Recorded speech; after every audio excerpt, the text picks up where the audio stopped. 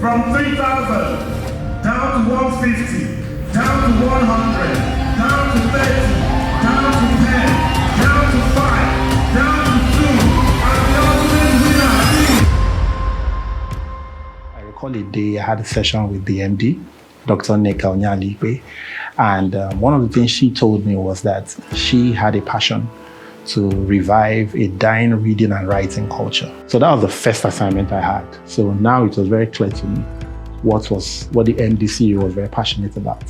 And as the brand custodian in the bank, the next thing I had to do was to find a nexus. So we believe in promoting work around health and social welfare, around education, around the environment, and around youth empowerment.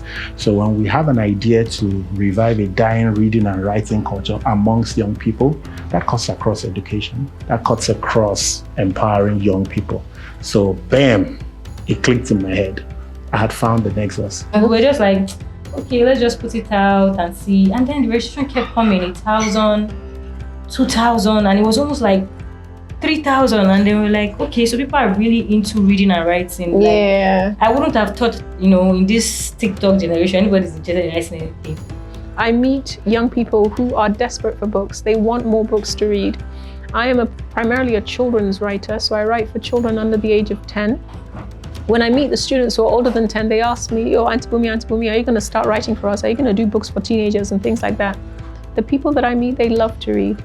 So during the Akara Children's Book Festival, for example, there's a pop-up library, and that pop-up library is usually the most popular area in the festival. There are kids in there from the time the festival starts to the time the festival closes. Why? Because they're interested in the books. They sit down, they read, and they're there from opening till closing. So people want to read. It's just what is needed is better access to books. But you find out that online, they're reading pages of script. It's because many times people will read, you could say, in an accidental way. They stumble on something and read it.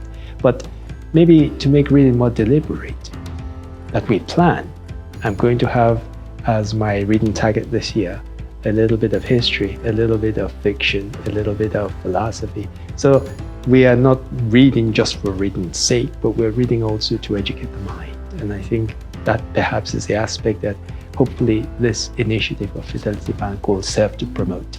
One of the major pillars of the corporate social responsibility project for Fidelity Bank is youth empowerment.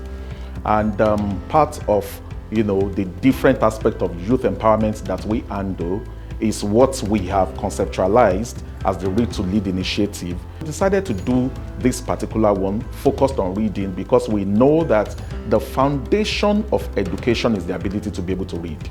Now, one of the things we're going to do from this particular project is we're going to compile an anthology, of their writings, and we're going to put it together and we're going to publish it.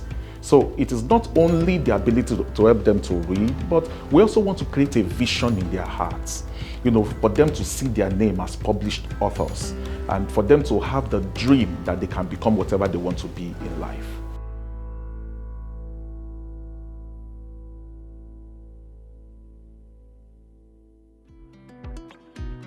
Gradually started coming to us that if we wanted to do something around reading, you had to infuse writing.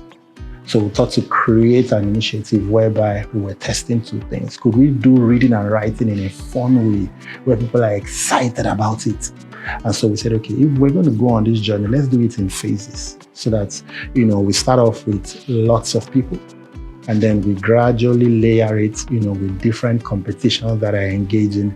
And so that led us to the very first stage of the competition, what we call the writing mastery. We got about 2,721-ish participants, and at the end of the day, we got 1,431 essays. From the influence of my dad, I've always dreamed about becoming a writer, and I always worked towards it.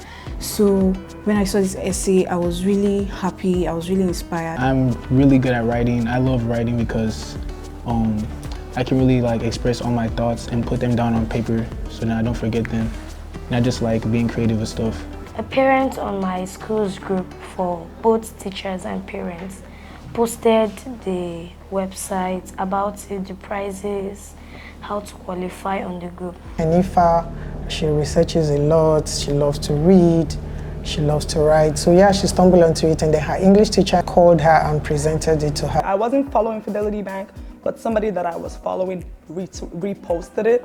And I was like, oh yeah, this could work. And then I looked into it and I applied for my child. And she was like, oh, that is essay competition. I didn't take her seriously. Like, I prolonged exam that we went on holiday. A colleague of mine was actually the one who brought it up, and I said, all right, let's give it a try. During the period of the registration, I had writer's block, and I was like, oh my God, how am I going to do this? When I first submitted my work, I wasn't very confident about it. I didn't even think I was going to enter the competition.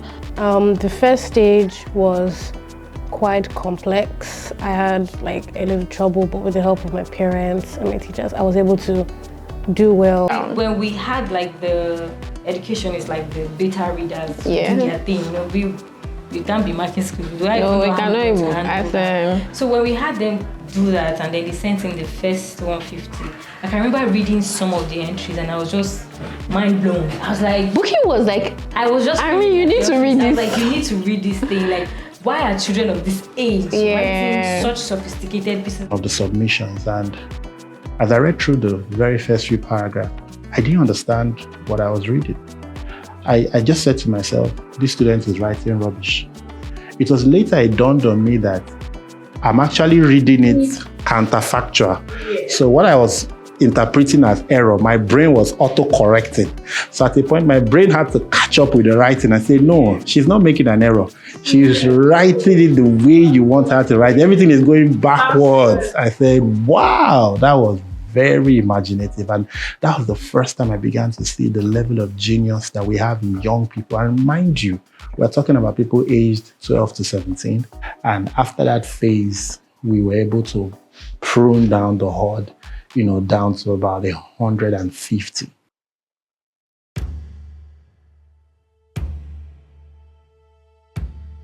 And then we thought to ourselves, what do we do in the second stage? We had to have some sort of level of quality assurance. And because as a bank, we have the opportunity of having branches all across Nigeria, we then asked people to go to any of the branches that were closest to them, where we'd have to retest them again. So yes, they had done the first stage. And then we then gave them a second test in the branches, just as a quality control measure to ensure that the people who submitted were actually the writers. And that helped us prune down the list again to about 100 people. It's the quality assurance. I was expecting them to ask us to like defend our write-up or complete the story or something. But it was different. They brought a completely different story. And that's been the way it is. Fidelity Bank has shocked me like throughout the whole stages. But because this is 2024, there's a lot of technology out there. We weren't sure those who had utilized AI in writing, and we needed to protect those who had genuinely done it. And because the process was such that you could write from anywhere across the country and upload online. Yes, and when we started, I nearly forgot, the whole system was designed for us to run it online. You know, but along the line, you know, we started asking ourselves questions around how do we test for when people make submissions? How are you sure the person who submitted is actually the person who wrote? So after the first stage, which is the National Writing Showdown, we moved on to the second stage, which is the Sweeter Writing Mastery. So at this stage, 100 participants were made to read a book called The Children of Quicksand for 3 days. When everybody read The Children of the Quicksand, everybody said, yes, this is the book. Because it's not every day you see a children's adventure storybook that's based in Nigeria. And there were gods and goddesses in it, like Oshun and Oya, and it was very, very nice. So it has been very inspiring, and it has kind of revived, even for me. I want to read more Nigerian literature. I want to read more African literature, more adventurous books. We started with about 3,000 people, and now we're down to the last 30 finalists. And then it was then time to bring in physical intervention. So we looked around and we thought, can we create a platform whereby these young people are exposed to some of the most successful writers out there in Nigeria today, from the academia, you know, down to those that are publishing, down to those that are, revered authors. And so we selected, top 4 top major people within that space. And we created a boot camp for all of the students to come in over a 3-day period.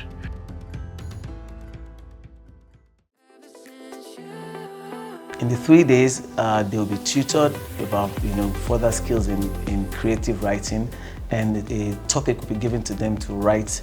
And after this, 3 people will be shortlisted as winners. Here we are, top 30. This is really a big one. I mean, it's not always about social events or, all of this entertainment. My trip to Lagos from Akwa Ibom State was a very nice one. The plane was a beautiful place and the airport too. So reaching the hotel room is well furnished and beautiful. I admire it. And then I was very, very happy when I saw the email that said I had been one of the 30 people they had chosen around Nigeria. And I told my classmates and my friends about it, and they were also very excited for me. When I got the message for being in the top 30, I was on top of the world. I had a fun experience. I got to meet new people. I really loved the first lesson by Mrs. Anwuli because it was really interactive, and I learned a lot from this whole experience.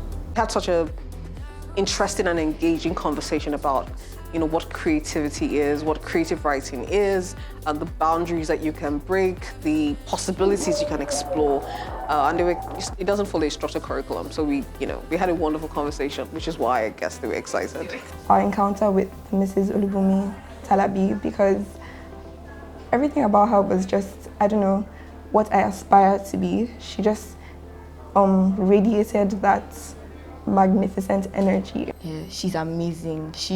We can tell that she's internalized everything she taught us.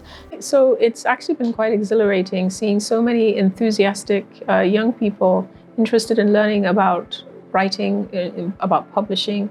And I just had a session with them on publishing children's books. We talked about the children's industry, the children's book industry, excuse me.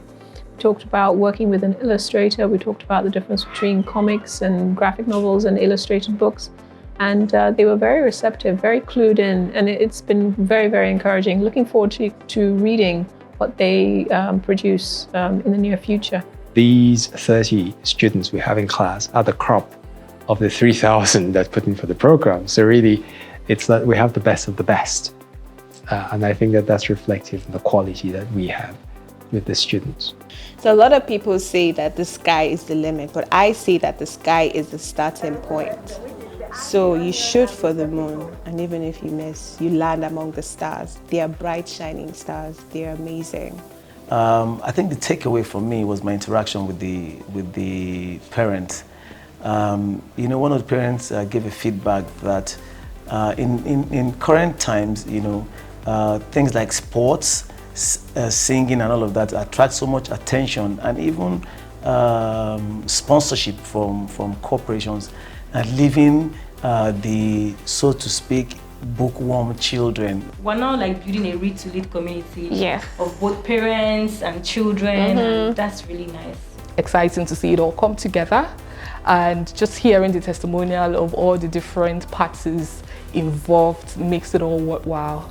And for me, conceiving and creating what the writing prompt will be across the different stages, getting to onboard the facilitators and judges, having to get them to put in their time. I've had the opportunity of interfacing with the parents, and they are also enriched by the experience, the kind of talent, the innate abilities of these kids that are coming out. As a parent, I've learned from this journey, having reviewed hard write-ups and stuff, it's made me to learn, it makes me to really read along. So I think this is at the foundation. I'm a creative myself, so I truly love reading and writing. Teachers that have coached these children to this level, yes, it's a pride to us when working that I coached Nana Khadija and Favor to this level. Then I've had the opportunity of interfacing also with the children, and some of them asked me some very deep stuff, some very amazing questions. That's about 23 years being involved in this thing called education. And then most people come out, those 23 years are forgotten because they can't get jobs. or they didn't learn anything that they to help their lives in those 23 years, or they come out and also 23 years are forgotten because they got a different course. So my question is, how do you maximize those 23 years you're spending? Because most people come out, they just come and enjoy the process of wake up, take your children to school, go to work, go to church, pick your children up, just a circular life, nothing added. Stop expanding the road, you're adding more cars, increasing the traffic. Things they taught our parents 20 years ago that they used to solve their problems. At the same time, they're teaching us now to solve our problems. Back then, their holes are circular, and they had circular objects to fit up. Right now, our holes are squares, and they're still giving us circular. So how do you maximize those years you're spending in school so you can come out and become an employer, not an employee, and like become an innovator? So in all, it's been an amazing experience for all the participants, the stakeholders, the parents, the children, and we're very sure also that this is going to rub off on our nation, Nigeria. It's been an experience that I'll actually never forget. I'm not very good at making friends. I self-diagnosed myself with social anxiety. I don't know how to talk to people. But here, by fire, by force, you must interact, especially with this girl. You can't even just say you want to stay by yourself. She will force you to engage. I mean, like, we're thriving, so like, I am a mosaic of everyone I've never met. So basically, like, all the people I've met during this wonderful experience, like, for the next 10 years from now, I'll be a part of them and they'll be a part of me, and it's really nice to think about. My experience so far has been a great journey. I want to say a very big thank you. It's not easy to organize all of this, accommodation, food, the book, like everything. It's a huge thing to do. It's been wonderful being here, meeting such amazing people. I didn't really know what to expect. I kind of thought people would be maybe mean, rude, perhaps even snobbish.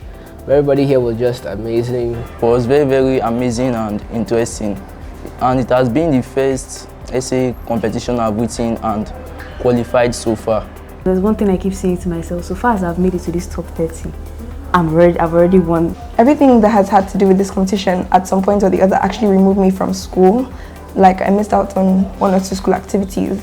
But then being here right now, I do not regret any moment of it that was lost, so to say, because whatever I may have lost in that time, I've gained like 100 times in these 3 days.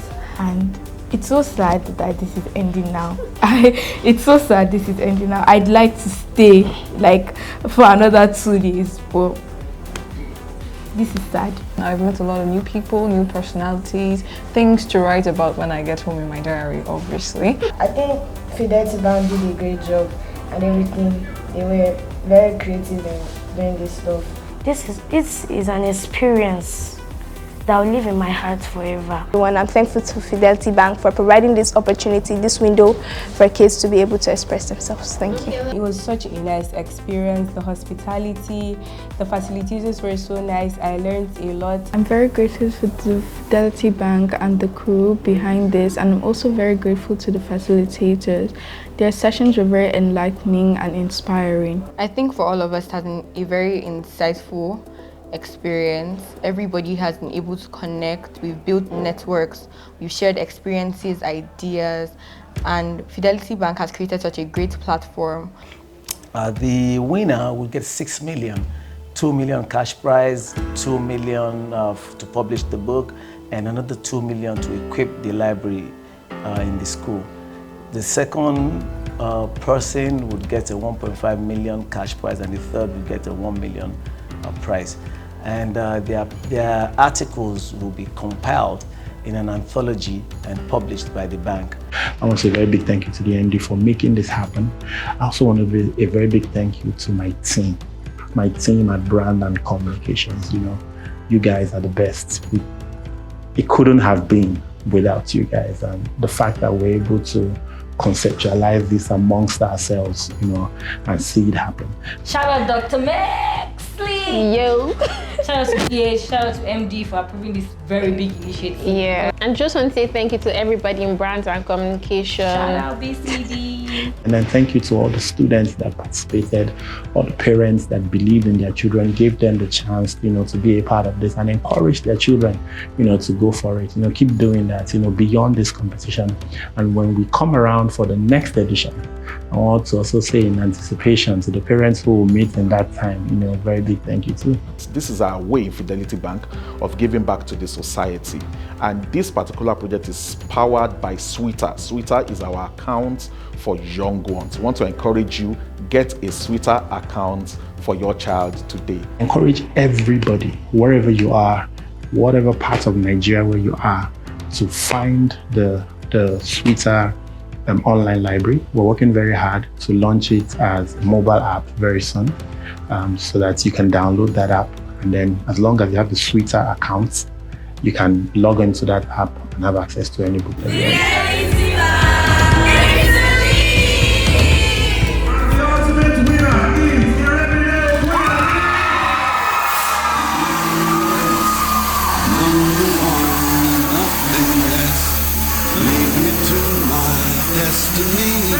I have waited patiently. I have vision, though I believe. At Fidelity, we keep our word. We are Fidelity. We keep our word.